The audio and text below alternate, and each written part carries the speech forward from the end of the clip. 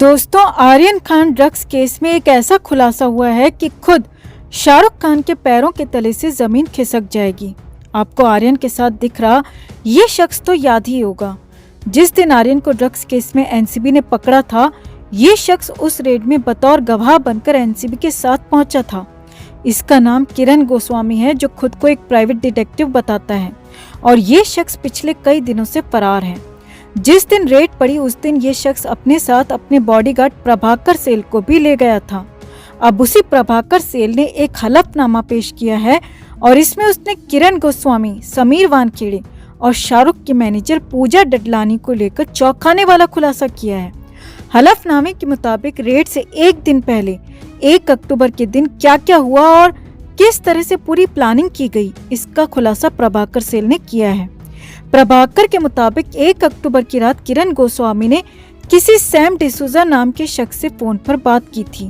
वो फोन पर किसी 25 करोड़ रुपए की डील की बात कर रहा था, जिसे 18 करोड़ रुपए में सेटल करना था।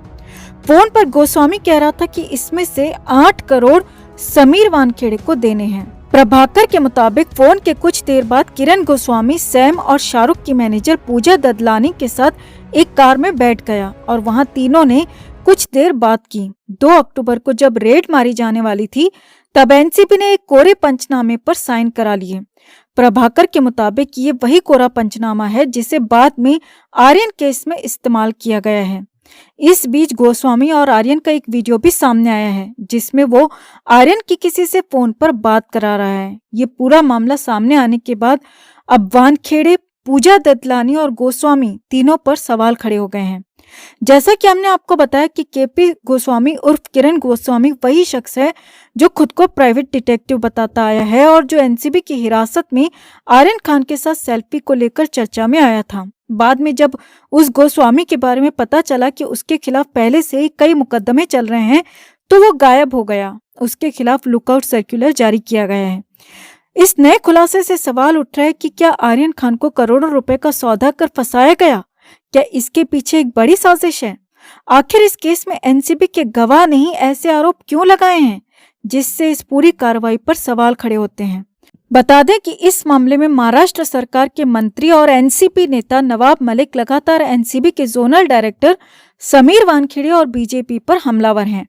उन्होंने हाल ही में वानखेड़े पर यह आरोप लगाए थे कि वो मालदीव और दुबई गए थे। उन्होंने आरोप लगाया था कि कहीं समीर वानखेड़े ने मालदीव में कुछ फिल्मी सितारों से कोई कार्रवाई नहीं करने के एवज में कोई वसूली तो नहीं ली थी। वानखेड़े ने इन आरोपों को खारिज कर दिया और कहा कि वे मालदीव में तो छुट्टी मनाने गए थे, लेकिन दुबई तो वो गए ही नहीं थे। आपको बता दें कि एनसीबी अधिकारी समीर वानखेड़े ने गवाह के दावों को खारिज करते हुए कहा है कि वो इसका करारा जवाब देंगे। वहीं एजेंसी के सूत्रों ने भी इस दावे को निराधार बताते हुए कहा है कि अगर पैसे का लेन देन हुआ ही होता तो कोई जेल में क्यों होता। साथ ही सूत्र ने यह भी कहा कि ये दावा सिर्फ एजेंसी की छवि को खराब करने के लिए किया गया है। हालांकि खुलासा करने वाला गवाह प्रभाकर सेल ने कहा है कि उसे अपनी जान का खतरा है, वो भी समीर वानखेड़े से, इसीलिए उसने ये हलफनामा दायर किया है। तो आर्यन खान मामले में आए इस नए ट्विस्ट पर आपका क्या कहना है दोस्तों? क्या आपको भी लगता है कि एनसीबी ने आर्यन को छोड़ने के लिए इस रिश्वत की मांग की होगी? क्या सच में इस तरह की किसी भी डील की बात हुई होगी, या फिर ये सब सिर्फ विपक्ष की घटिया प्लानिंग है, एनसीबी की छवि खराब करने के लिए, बीजेपी की छवि खराब करने के लिए, समीर वानखेड़े को बदनाम करने के लिए? आप क्या सोचते हैं? कमेंट में आप भी अपनी बात, अपनी राय जरूर रखें और वीडियो को लाइक और शेयर कर अपना प्यार और सपोर्ट भी जरूर दिखाएं। तो 21 अक्टूबर की सुबह सुबह आर्यन खान से मिलने शाहरुख खान जेल के अंदर पहुंचे। जी हाँ, आर्थर रोड जेल में शाहरुख पहुंचे। बेटे की हालत जानने, बेटे को देखने, मिलने के लिए शाहरुख खान जेल के अंदर पहुंचे, क्योंकि आर्यन जेल के अंदर सदमे में आ चुका है। आर्यन की हालत ठीक नहीं है। असल में 20 अक्टूबर को आर्यन खान की जमानत पर फैसला आने वाला था। वैसे तो सुनवाई 14 अक्टूबर को ही पूरी हो चुकी थी, मगर दशहरे की छुट्टी के चलते फैसला 20 अक्टूबर को आया। अब जेल सूत्रों के मुताबिक आर्यन खान अपनी बेल को लेकर काफी ज्यादा उम्मीद में था। सूत्रों के मुताबिक आर्यन अपने साथी कैदियों से कहता रहता था कि वो निर्दोष है, उसे 20 अक्टूबर को जमानत मिल जाएगी। आर्यन को अपने पिता शाहरुख खान पर पूरा भरोसा था, जेल सूत्रों के मुताबिक आर्यन जेल के अंदर ये भी कहते सुना गया कि उसके पिता शाहरुख इस बार जमानत दिलवा कर ही देंगे, क्योंकि उसने यानी कि आर्यन ने कुछ भी गलत नहीं किया है। मगर शाहरुख आर्यन को जमानत तो नहीं दिलवा पाए, लेकिन हाँ, मिलने जरूर पहुंच गए। अब जेल के अंदर उन 18 घंटों में क्या हुआ वो सिलसिलेवार तरीके से समझिए। तो जेल सूत्रों के मुताबिक 20 अक्टूबर को आर्यन खान सुबह जल्दी उठ गया और सुबह करीब 6 बजे से ही रेडी था।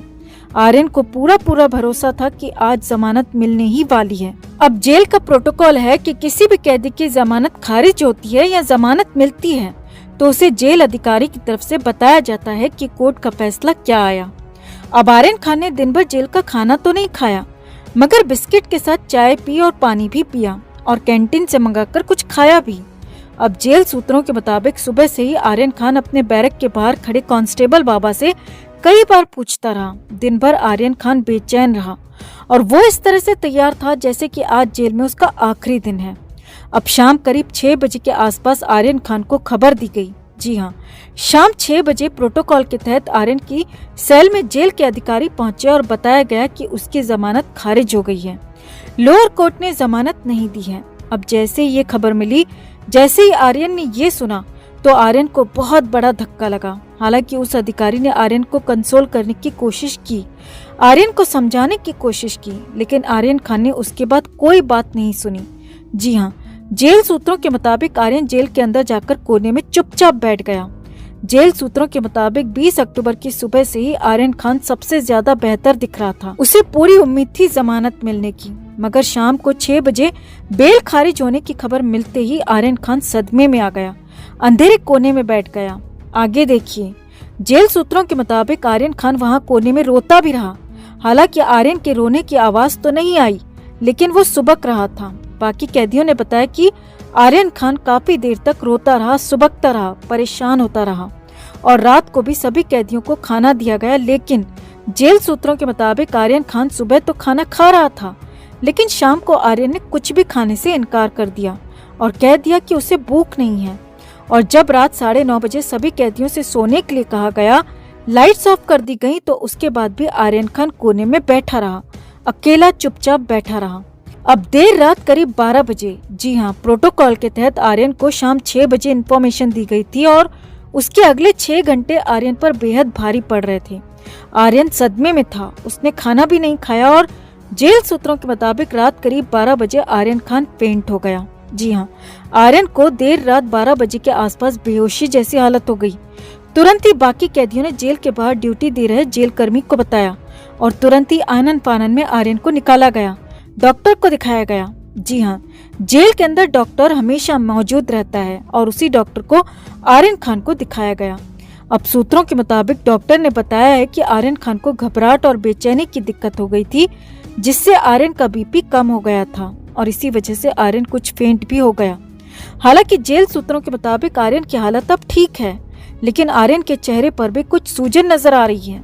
जी हाँ, वैसे तो आर्यन का चेहरा लंबा और पतला है, मगर जेल सूत्रों के मुताबिक आर्यन खान के चेहरे पर हल्की सूजन नजर आ रही है और हो सकता है कि टेंशन की वजह से, कम सोने की वजह से आंखों और चेहरे पर सूजन आ गई हो।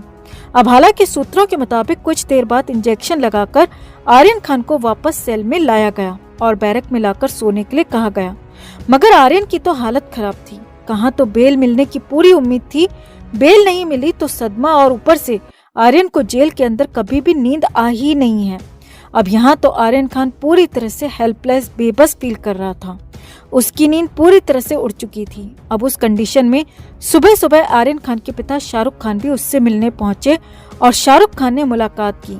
अब शाहरुख खान की मुलाकात की पूरी कहानी भी आपको बताएंगे, उसके लिए थोड़ा इंतजार करना होगा। लेकिन आर्यन की कंडीशन ये है कि अगले 1 हफ्ते में अगर हाई कोर्ट से जमानत नहीं मिली तो फिर तो आर्यन खान को 14 नवंबर तक जेल के अंदर ही रहना पड़ सकता है, क्योंकि आगे कोर्ट में दिवाली की छुट्टियां हैं और सिर्फ 1 हफ्ते के वर्किंग आवर्स हैं। लिहाजा आर्यन खान के साथ शाहरुख खान की भी मुश्किलें कई गुना बढ़ गई हैं। एनसीबी के नए सबूतों के आधार पर तो इतनी जल्दी बेल मिलेगी, ये बेहद मुश्किल ही दिख रहा है और इसी वजह से हो सकता है कि शाहरुख खान भी आनन फानन में अचानक जेल में अपने बेटे आर्यन खान से मिलने पहुंचे। तो आर्यन की इस हालत पर, आर्यन की जेल यात्रा पर आपका क्या कहना है दोस्तों? क्या आर्यन को अपने किए की सजा जेल के अंदर मिल चुकी है? क्या उसे जमानत मिल जानी चाहिए या फिर आर्यन को और भी कड़ी से कड़ी सजा होनी चाहिए? कमेंट में आप भी अपनी राय, अपनी बात जरूर रखें और